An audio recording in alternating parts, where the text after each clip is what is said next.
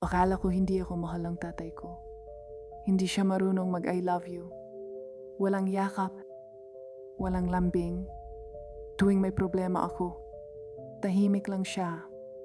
Akala ko wala siyang pakialam. Hanggang sa isang araw, wala na siya. Habang nagliligpit ako ng gamit niya, may nakita akong lumang notebook. Sa bawat pahina, may petsa. Birthday ko, isang sulit bawat taon. Anak, hindi ako magaling magsalita. Pero araw-araw kitang pinipili.